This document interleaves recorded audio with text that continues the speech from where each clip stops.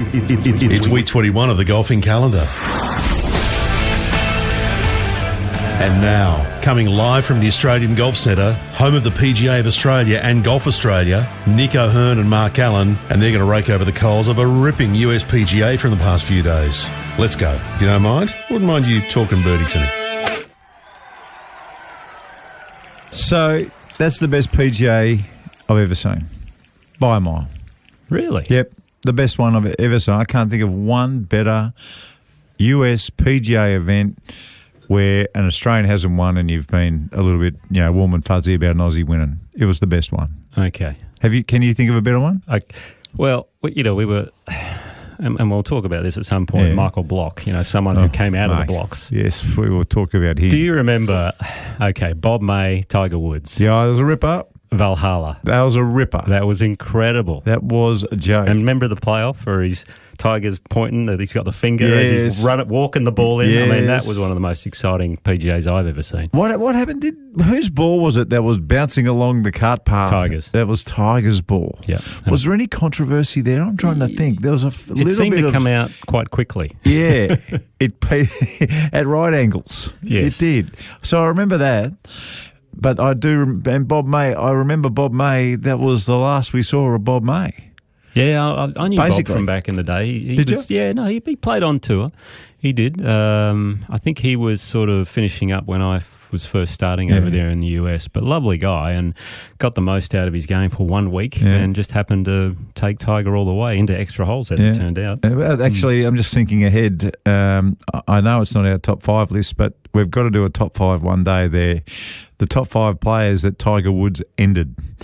Because I reckon I've got 2. I've got Chris DeMarco and Bob May. And I reckon the others you wouldn't need many more. Just where Tiger Woods beat them in a major and you never saw them again. Well, DeMarco you did see for a while as well. Chris, but almost disappeared. Chris hung around. Yeah, I know. You know what I'm talking about. You just want to bury someone. No, don't you? I'm in a good mood. You want to bury someone like Hovland buried his bunker shot on 16. Well, we saw Corey Connors do something similar the day before. Whose go? Is it my go? I should do one on the fairway traps. You should do the masterclass on that. But we'll do that a little bit later. Do you think he was thinking about that as he was over the ball, going, hang on, this is the exact same shot Corey Connors had yesterday where he made double? Well, it's a good question. They both hit the ball into sand/lip, right into the same spot. Yes. So they both knifed it. Oh, for sure. It's as simple as that. I mean, they didn't even come close to hitting the ball flush. Ball was well below their feet. Yeah. So that was the real factor there, because it's so hard to stay down on that. And the one thing on that particular shot, worst case, you got to fat it. Yeah. Worst case. And it gets out, you wedge it on, make bogey, and go to the next. But that's right. They did the ultimate sin. It looked like both of them had short irons. I mean, if they did Hovland flush had it, 9-iron. If they did flush it, no, they didn't. It was going to get over the lip by a mile. Yeah. Yeah, in both cases. Well, I think... when I say a mile, 6 inches, which is a mile in that situation. I think Connors might have had 7 or 8 iron on the Saturday, and I heard Hovland had about 170 yards and he had 9 iron. So he's probably playing to the front of the green, but he just went at it pretty hard and came up out of it, and you'll explain it all later anyway. I'll give you my reasons why it's the best US PGA I've ever seen. Go on. It's really easy. The golf course was brilliant, and now we know why. If you couldn't remember from last time, why every rotating championship in America, major, has been at this golf course. So the guy thought the golf course was a winner. I love the rain. Remember when they all had their hats backwards on, was it day 2? Yeah, I think it was when I woke up. Yeah. Just that rain and watching players battle. And the golf course didn't flood. We weren't calling... some golf courses, you'd call them off because the greens would completely fill up. It was unplayable. We didn't see that. And then I thought on the last day, for whatever reason, the golf course just seemed to open up a little bit. So it was a real war of attrition. The first 3 rounds, they had some tough stuff to get through. And then you flip on the TV in the last day and you were able to do something special. Hello, Cam Davis. Shoot the 65. Cam Smith did something similar. Absolutely. Which is the short par 4 that they could drive it on. I saw Cam Davis knock 14. It on that green on 14. He was one of the only players who could carry those front traps and nail it on. Brooks Koepka did the same thing, and that was a real turning point. And then to have both players in the last group shoot 3 on the par 67, and that the score was exactly the same from the start. They both shot 67. There was a 1-shot difference at the start. There was a 1-shot difference at the end. Was there 2? Yeah, Hovland actually shot 68. Okay. Sorry to ruin your party there. I thought it was a nice little You're on a roll. I just wanted to let you go because you're now on such a roll. Now I'm checking scores. No, but you're right with the golf course. It's set up perfectly, I think, for the final round where you got that Saturday rain. Yep. Conditions were soft. Brooks, he mentioned, in the press conference afterwards and a little bit, I guess, during the week, what he learnt from the Masters. He didn't actually tell anyone what he learnt going into that final round, but all he said was, I'm not going to do that again. Yeah. And I think the summation of it was that he had to go out there and win it rather than just kind of let it come to him. Yeah. And the start he got off to was just phenomenal. Yeah. Almost made birdie on 1, birdie 2, 3, 4, and you're going, hang on. Here we go. This could be over before the halfway mark. And to his credit, Hovland played beautiful golf to hang with him. Like he birdied 4 and 5.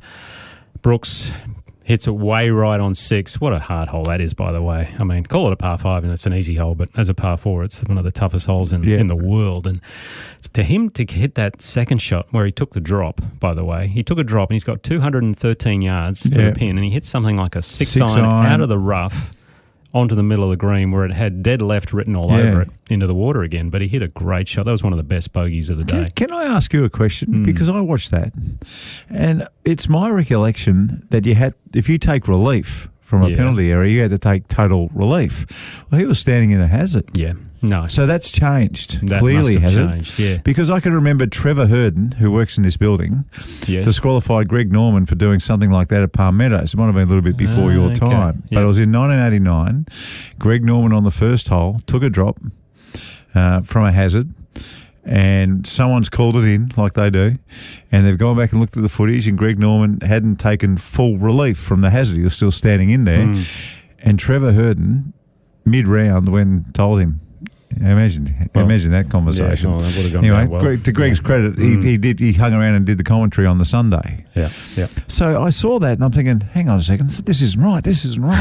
What's going on? And then there was too many rules officials around to let it happen. So I thought, well, that rule's obviously changed. Rules changed. I had a number of people texting me, with the bunker issue on 16 for Connors Saturday, and Hovland yesterday, where he embedded it in the face of that bunker on 16, but they weren't actually in the bunker. They were outside, so you get free relief for embedded ball through the green. So that sort of clears all that up for everyone who was texting me, by the way. And by the way, the rule is for both if your ball being on the green or if your ball being out of a hazard, any part of the ball touches the green, you're on the green. Any part of the ball touches outside of a hazard, and you're outside of that hazard. Yeah, maybe we should do a rules masterclass here as well. This is good, we're catching up on everything. I'm thinking about it. So I've got to mention this. Did you see Tom Kim?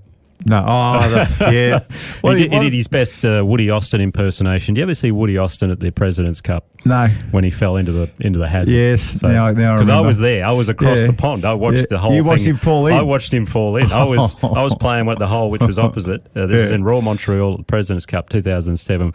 Woody just falls in the hazard after hitting a golf shot. And it kind of reminded me a little bit of Tom Kim, although Tom Kim went full mud. Well, I reckon he's found the only quicksand in the state of New York. But that's what happened with it. His caddy didn't want to get in there either. He didn't want to have a bar of it because he was calling for the caddy to help. He's like, nah, you're good, mate. Yeah. If I come in there, we're both getting stuck. I must have disappeared and came back, and I saw Tom Kim wearing shorts. So I thought, hang on a second, what the hell's going on? He's wearing shorts? No. This is a joke. And then, as the day unfolded, they kept on going back to the quicksand. He rolled the pants up. He took a bath. I don't know if you saw that, though. He took a bath in the creek because he disappeared for a while. You're joking. No, because he came out full mud. You're joking. And then he disappeared, and you go, what's he doing? When he came back up, he's obviously popped himself in the creek, given himself a wash, and away you go. So he said he was already wet. Can I just say, we've got to talk about Michael Block in a tick, because I think it's one of the great stories I've ever seen, ever in sport, to tell you the truth. But I do want to talk about the aftermath, and I'm really grateful it didn't turn into a PGA Tour v Live scenario. Well, it probably will shortly. Well, yeah, Twitter will have its way soon, but I'm glad it didn't play out that way in the presentation and the aftermath and everything else. My view about that situation is that if you're an elite at Live, I think it's pretty clear that you can still compete in the majors. That's become very clear that even though you're only playing 14 tournaments, even though it's just a rotisserie of the same players week after week on that tour, and music in the background, a totally different atmosphere, no cuts, everything else, the best players will be able to compete in the majors, and that is clear. What is also clear is that if you're a Taylor Gooch type whose world ranking points are now just completely eroding, if you haven't won majors, if you haven't won majors, if you go to Live, it's now got to a point where you're never going to even get in the majors to try and win them if you haven't got one up your sleeve. And you can see now it's really obvious, and I've been on a couple radio things this week, the PGA Tour is playing hardball. They are playing for keeps. We're seeing Liv also playing for keeps with what they're doing and what they're saying. The Ryder Cup is coming up. Yep. Now, clearly, DJ and Brooks should be playing in that on merit alone. Brooks, I agree with. DJ, has he played any good golf? Well, he's just, I think, so if he's not a player, he's not a pick. Yeah. I mean, he'd be a pick. Well, he'd have to be a pick because the US get, six automatic, 6 picks. Same on the European side. The good thing for Luke Donald on the European side is he doesn't have to worry about it because none of the Europeans are playing any good. Yeah. So he won't be going down that route. Now, on the American team, you've got Brooks who qualify automatically. People are calling for Bryson and all this as well, I saw, but Bryson had one good week. He hasn't played any good golf. So DJ, we'll see what happens. Well, okay. It's still 3 months to go, by the way. So the question is, what will happen? Because I think the hardball will continue. You think PGA Tour will get in Zach Johnson's ear? Yeah. Yeah? Yeah, I think 100%. Okay. And that will create World War IV. Well, Brooks will be in We've seen World War III already. But World War IV, if they don't put Koepka in. Well, no, he is, because they actually came out, the Ryder Cup. Oh, I thought the Ryder Cup came out and said, yes, you can, if you qualify on points, you get in. Okay. So a major will get you there, will it? Just one major? Well, second at the Masters. Oh, I think so he's in, He's second on the points list already. Okay, well, he's done. He's played 2 tournaments, basically. He's done. So, all right, good. Did you see... but the others... Did you see Faxon and Chambly have a little bit of thing afterwards about this whole scenario? Because Chambly is right on the... No, Live, it's all, where's the money coming from, all that sort of stuff. Then what did Faxon do? Faxon, because they were talking about the Ryder Cup, and Faxon said, well, they're not playing for money. They're not playing for a tour. They're playing for country. And Chambly didn't have an answer for that. And that's the first time I've ever seen Chambly not have an answer. So it was a fascinating little discussion. And I think Faxon's right. They're playing for their country. The Europeans, well, they're playing for their continent, I guess you could say. But for the Americans, they're not playing for money. They're not playing for a tour. They're just playing, and they should just have the 12 best American players out there. Yeah, it's interesting because I did see Paul McGinley and Brandon Chambly talking about it, and Paul McGinley went into chime and verse, and he said he felt like he was always playing for his tour, and being the Europeans, yes, they had a little bit different because they're from all over the place. That's right. He's been a captain, a Ryder Cup captain as well, but he always felt like it's my tour. It's my tour versus, and then of course the country thing came second. Yeah, because they're not under really. Well, did they create a flag? I guess they created a Euro. Yeah, the circle thing, the circle starred thing. Yeah. European perspective, yes, they're playing for the tour. Americans, they're just playing. They're not playing for the PGA Tour. They're playing for country. Well, I'm glad Koepka's in. I'm glad you pointed that out because I hadn't seen that. Yeah. So if they've said if you get in on points, you're in, well, I think that's fantastic. That's probably what should happen. But come picks time for Zach Johnson, the captain of the American team, that's when it's going to get interesting. So you think Jay Monahan might have a bit of a word? Yeah, I reckon. I think he will. I think it's that serious now. I really do. I think it's got to a point where it's war, and they don't want to give an inch. They want to be the best tour.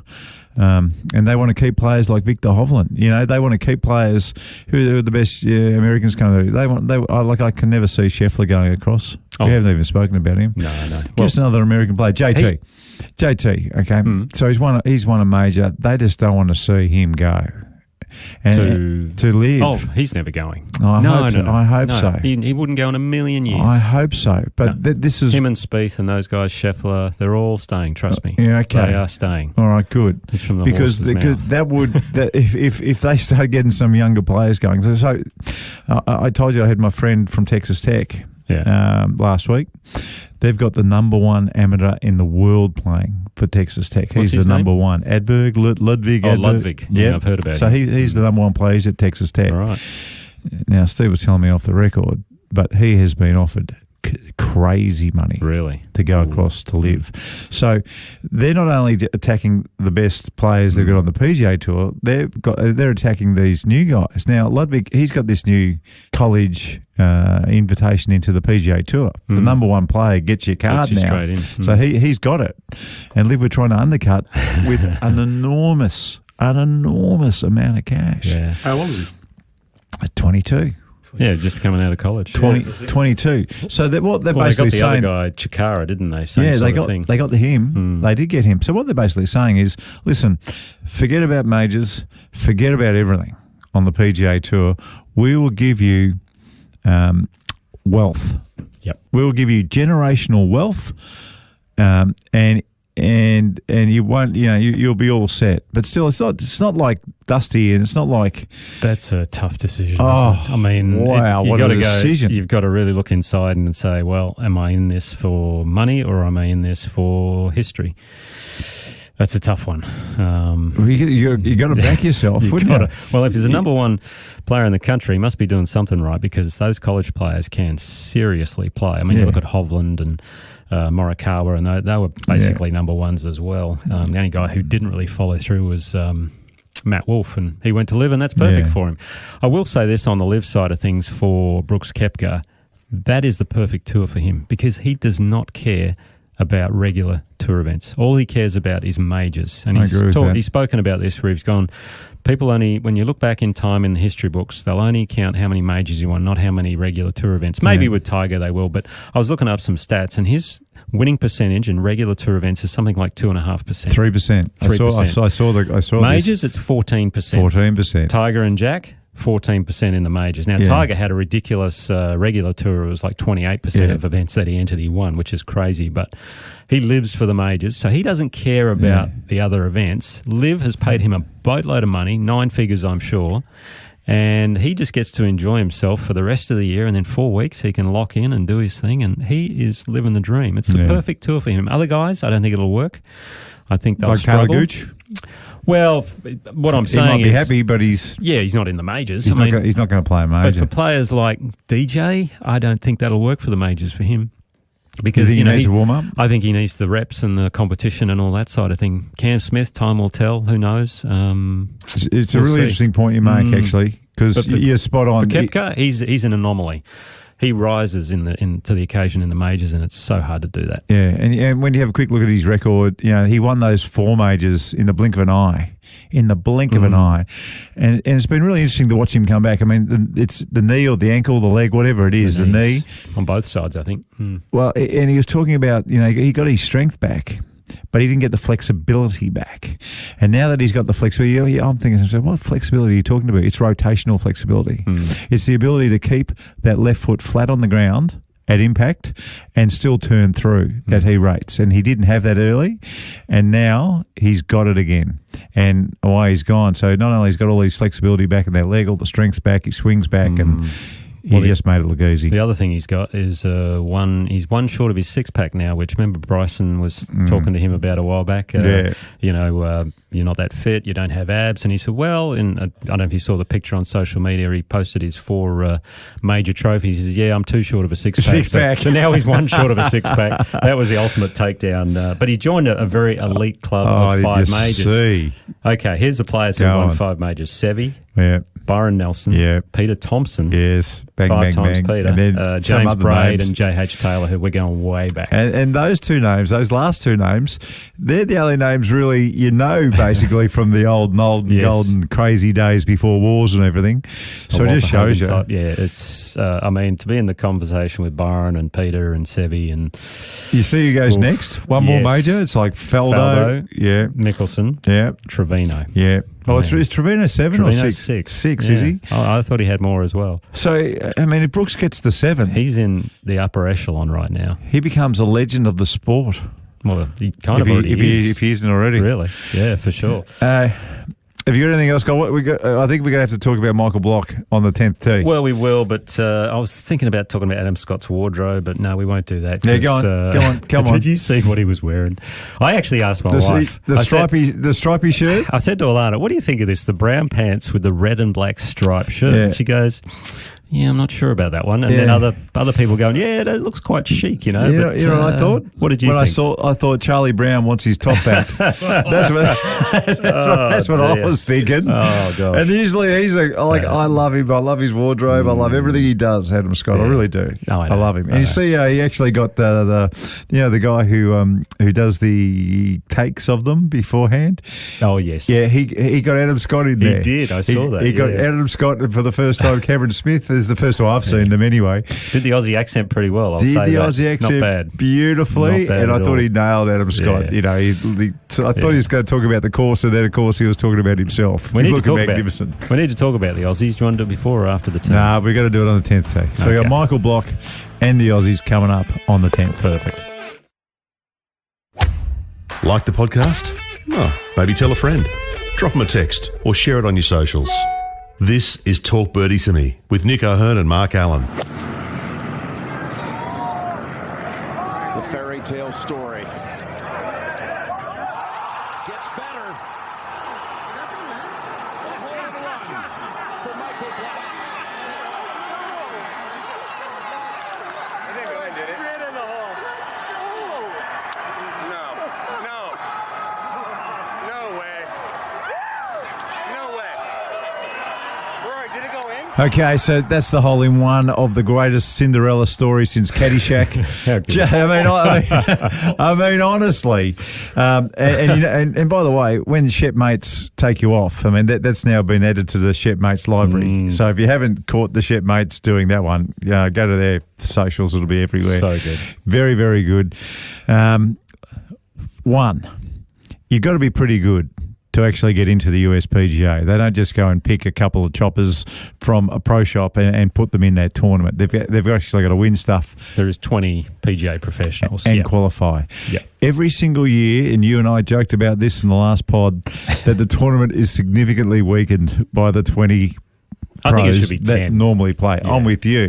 10 at the most. It's a no-brainer to make it 10 at the most, but look, it's the PGA's event and they do what they want. Mm-hmm. So we joked about that weakens the tournament.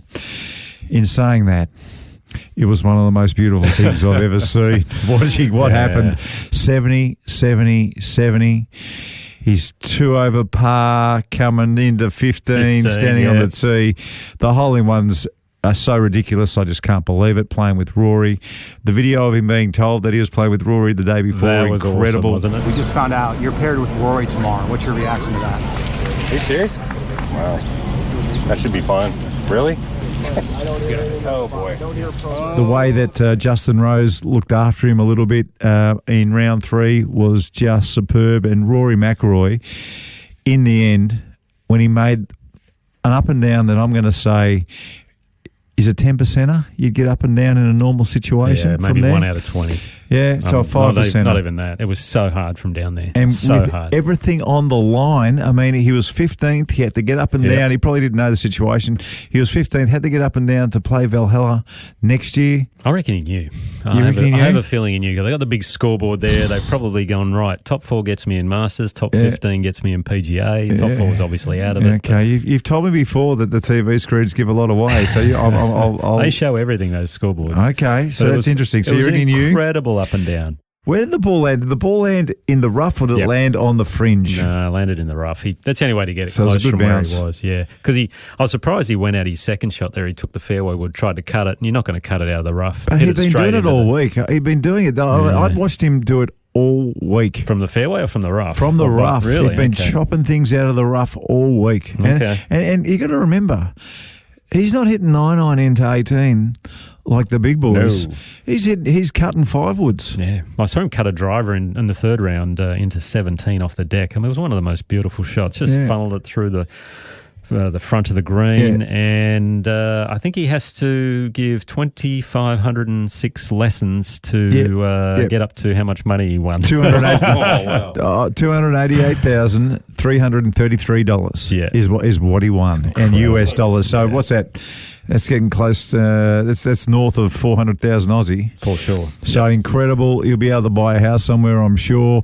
I don't think he teaches that much anymore. That's what they were saying, and he only teaches people that he likes, which is that'd be nice to do that, wouldn't it? But he's got a good shop. He owns. He's got the business. Yep. So I think he's played in a number of PGA Tour events already, about 20 over the years, and he's played PGAs before. He's never made the cut, so he wanted to fulfill his dream, and apparently he called it the greatest day of his life. Now his wife and kids, I mean, they might be saying, hang on. I think that changed because he called it the greatest week of his life. So I kind of got the wedding day and the kids being born out of the way. So that was a good. Did you see him do a curtain call?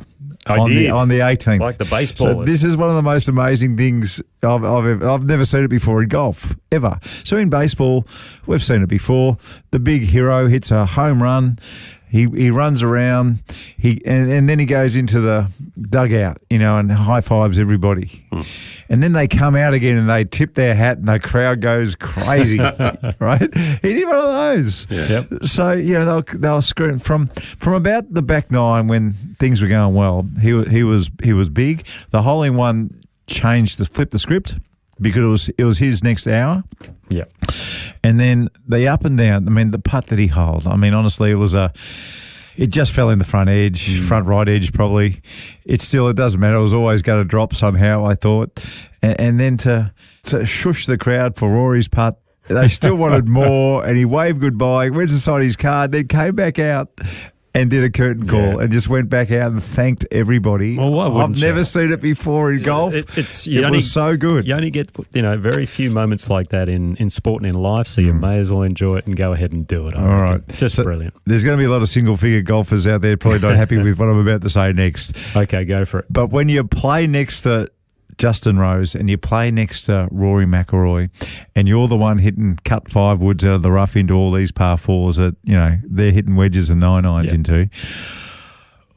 What did he look like he played off compared to Rose? He was around scratch, maybe a 1 or a 2. I reckon he was a 4 marker.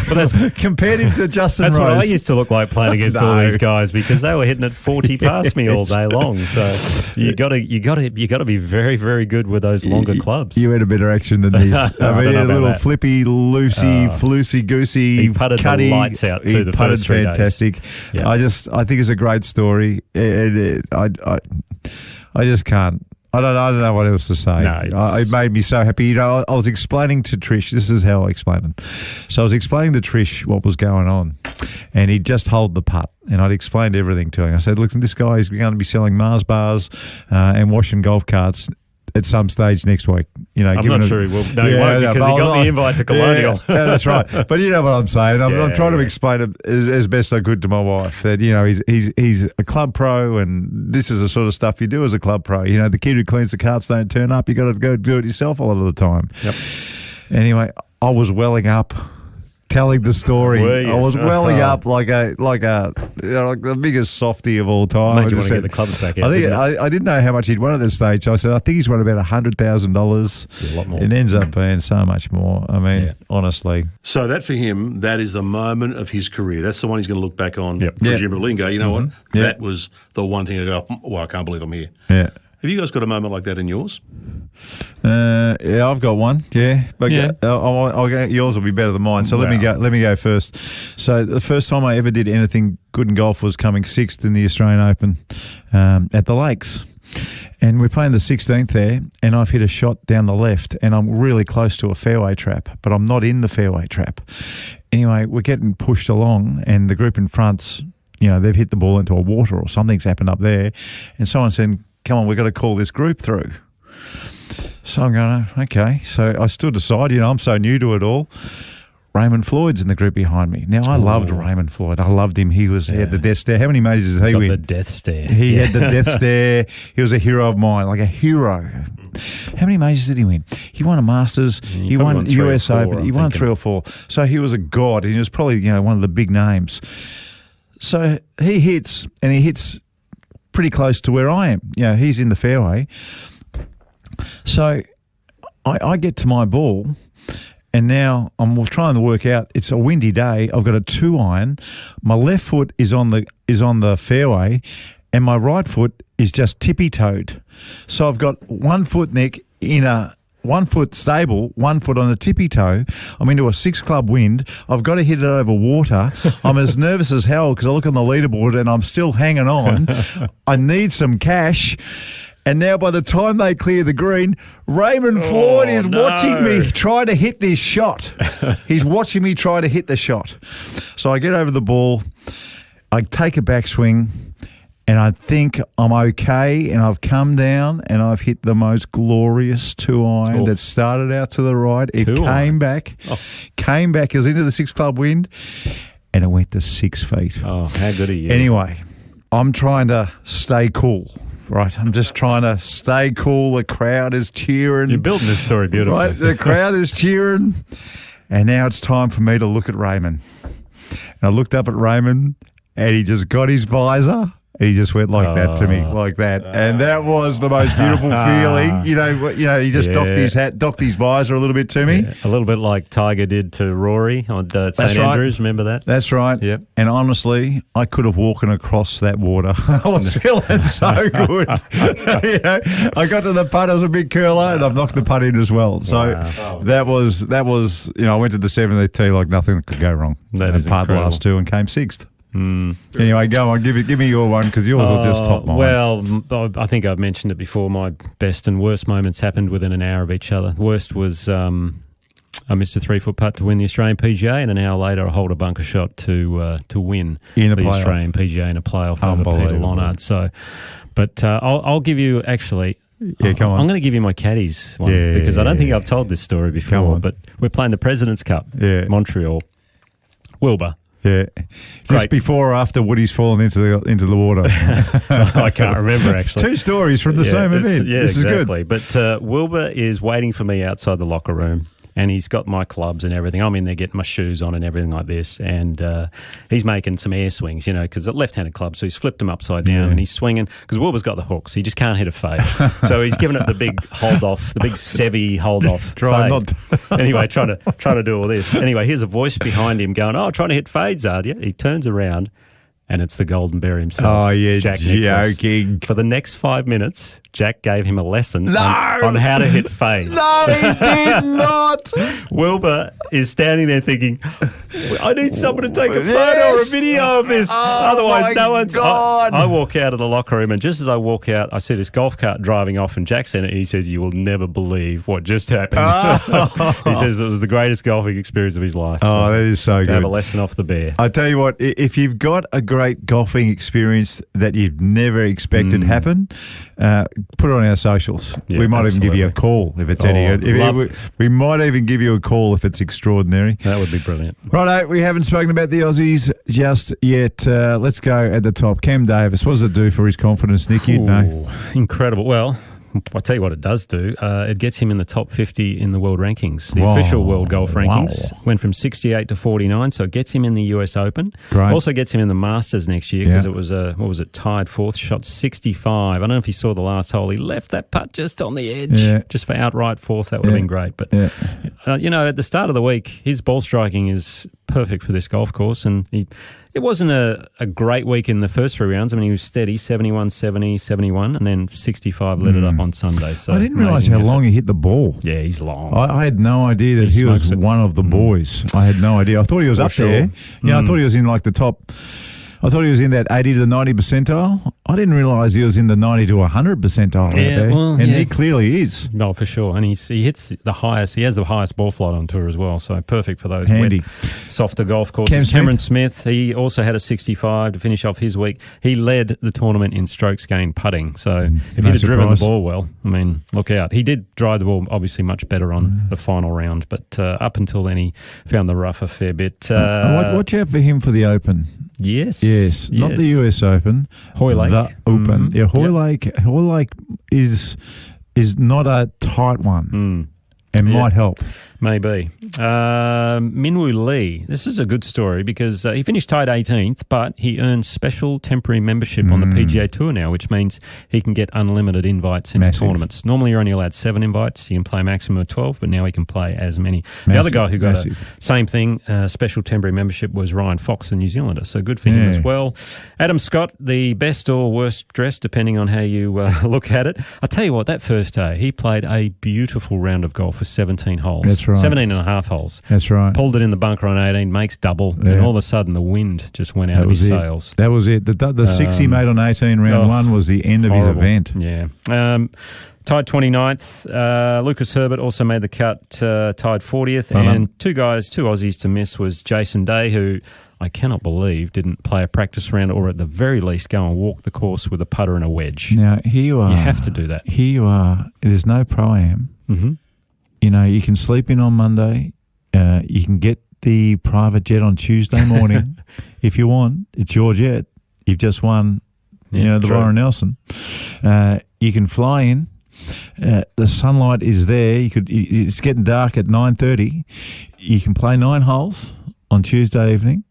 If you want, you can just walk the other 9. Go for a walk. That is the best thing to do. Any course I'd never seen before, I always walked it first rather than played it. Yep, that's right. It's a great idea. I know all the time. Sometimes I had to qualify on Monday early in my career, on the Mondays, and you would get to the golf course and there was a full field going on the Sunday.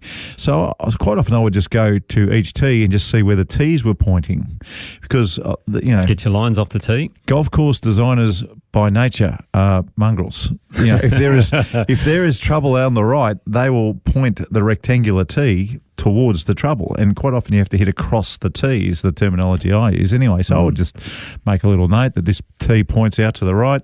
You've just got to do something. Yep. You just got to do something. So why didn't he? He was pretty tired after winning. He wanted to be mentally fresh for the tournament, and unfortunately that led to a first round 76, and he never recovered. Chasing his tail. Yeah, real tough one. But he's had such a good year already, so we'll give him a bit of a break, but it was very surprising for a major. You'd get up. And this is the other thing. He's already won back-to-back times twice on the PGA Tour. So you mentioned that before. Let's go 3 times. I mean, that's what I'd be thinking. For sure. Anyway. And the other one was Dave Micheluzzi, 76-73. So a good comeback on the Friday, but unfortunately he missed the cut in his first major, but great experience for Mika. Well done. Any other news, one results? Other little thing, just something on the side, is Gabby Ruffles played the Epsom Tour, but we're not talking about that. She actually won the qualifier for the US Women's Open. Yeah, she's a star. Which is at Pebble Beach this year as well. So how good is that for her to qualify for the US Women's Open? So that'll be an amazing event for her. So how about the 2 courses they've got the next 2 majors? They've got Bolter's Roll and Pebble Beach. Oh, I'll tell you, the women's majors, you want to play those rather than the men's. Although LA Country Club, the US Open, I've never played there, but I hear it's fantastic on the men's side. Don't wear your shorts at LA Country Club. Shorts? Long pants only. Probably no black socks then as well. Righto, is it time for the top 5?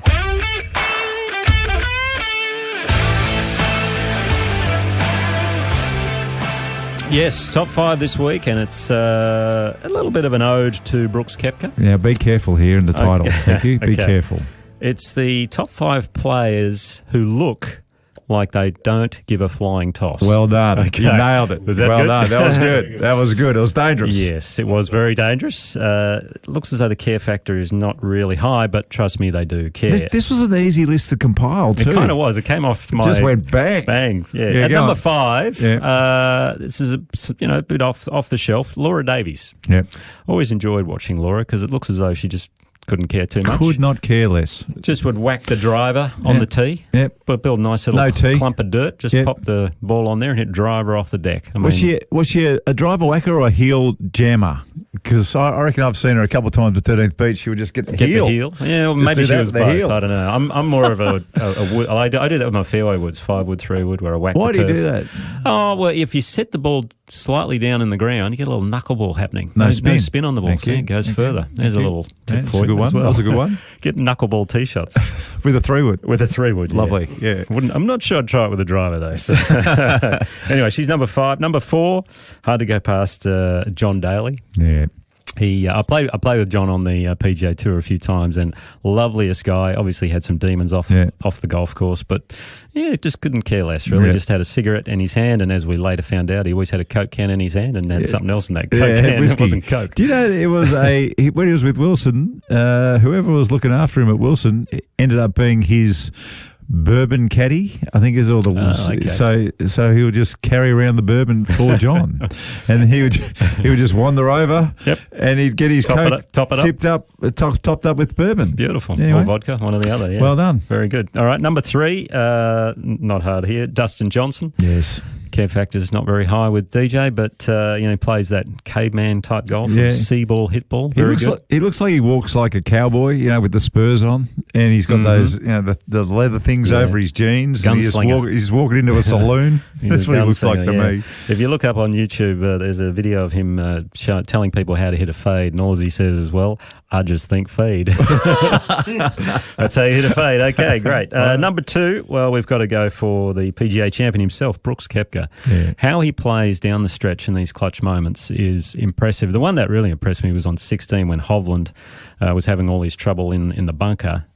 As soon as Hovland's ball got on the fairway, 10 seconds later, Brooks's ball is in the air on the green. It's just bang, I'm away. And for him, he almost needs to slow down a little. He just loves to play fast and get things done and play with that very carefree attitude. Same thing happened on the 72nd hole. He was watching Hovland and waiting and waiting and waiting. They were back and forth to their caddy. He finally hit the 8-iron, and then they almost missed him hitting his 9-iron in or whatever it was. He just went straight away and hit the best. He hit the most beautiful finisher. That tournament was over. Yeah, it was As soon as he 2-shot swung, lead, just put it right at the pin and away you go. And over. number 1 on the list, Mr. Cool, hard to go past the great Freddie Couples.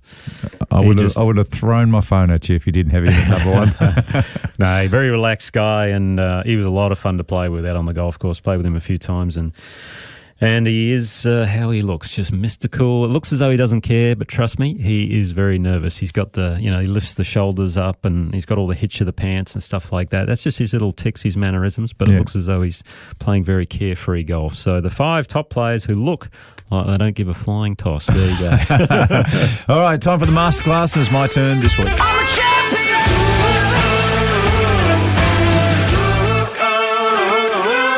Righto, we saw Corey Connors and we saw Victor Hovland stuff it right up on the 16th hole. Well, they did. Well, yeah. They really did. They did. You think about Corey, he was cruising in round 3. I tell you what, the more I watched his swing, the more I wanted to see slow-mos, and I reckon the people producing the event did the same thing. And when they put it in slow-mo, gee, my God, that right elbow coming into his stomach and the club just comes down on one path, the shaft on one path the whole way. You don't see that very often. Drawing the ball these days, he was the only drawer who was any good in the first 3 rounds. Yeah, it looks as though his backswing, the body stops and the arms just keep going, and then he starts down. But geez, it was silky. Anyway, we'll get away from Corey. There's a couple of methods for fairway trap play, and it's very dependent on what sort of a lie you've got. Now, if you've got a perfect lie, it is very basic. You don't need to dig in too much unless it's a really fluffy sand. And basically, you're a sweeper. That's my view anyway, when it is a beautiful lie. In fact, you can almost just do what you want. if it's a beautiful lie. It's as simple as that.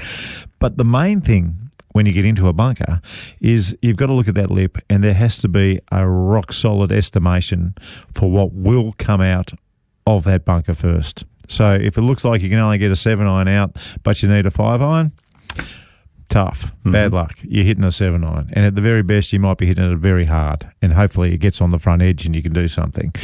Now, the one where people get stuffed up is the bad lie in a bunker. Now, I've seen a couple of really good methods for doing this lately. One is your leading foot is the only foot that you go in with in the sand. So that promotes a slightly downward blow. I've tried this myself, and it works an absolute treat. So as a right-hander, you dig your left foot in a little more than the right. That's right. Okay.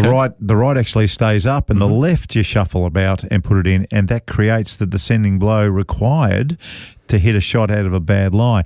The other one is you put the ball back, but you don't have to put the ball very back much, I don't think, when you've got the left foot lower on purpose. The other one, now the great Jack Nicklaus, I heard him say this years ago, and I agree with it, is just quiet feet. Yep. So if you've got nice quiet feet, I think that promotes a nice quiet rhythm, and a rhythm that is kind of required when you're not desperate.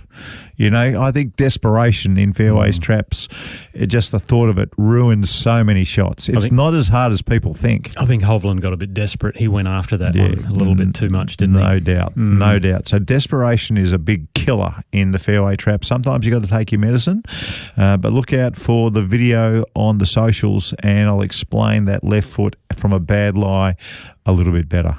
So what are the next couple of majors we've got to look forward to, Nico? On the men's side, the US Open LA Country Club in California. Looking forward to that. And on the women's side, they're at Baltusrol for the Women's PGA Championship, KPMG Women's PGA, and that's late June. So a lot of golf. And then I think the US Open's not far after that for the women as well. Yeah, okay.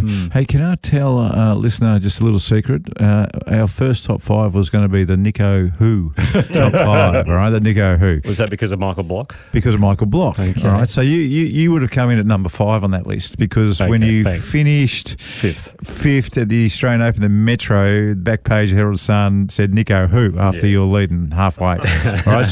So then you've got Michael Block. Okay. I think you've got Francis Ouimet as the number 1. He's got to be number 1. Nico Who. Yeah, the greatest player. If you could help us out, we got stuck. We only came up with 3. We need 2 more Nico Who's to finish our top 5. And if you can do that for us, we'll give you big credits in next week's top 5. The Nico Who top 5. It's a player who's come out of nowhere. Pretty simple. Player who's come out of nowhere and no one knew who it was. In a big event, it's got to be. It's got to qualify. It's got to be Australian Open, US PGA, got to carry their own bag as or well, a US Open. You Chad, you called the wife for the show. The missus was there, quick, smart to help you out the rest of the week. Well done to the Aussies. Great stuff, Brooks Koepka and Michael Block. My goodness, incredible. We'll see. Imagine if where he's playing next week suits short hitters. It does. Colonial. I loved it then. He's going to love it. Imagine if he had a top 10. Oh, good luck. Good luck to him. See you next time. Cheers, mate. Nick O'Hearn and Mark Allen's podcast Talk Birdie to Me, live from the Australian Golf Centre, home of the PGA of Australia and Golf Australia. We'd love you to follow us on all the socials and rate and review the podcast and share it with a friend. Talk Birdie to Me's executive producer is Dan Bradley at Kaiser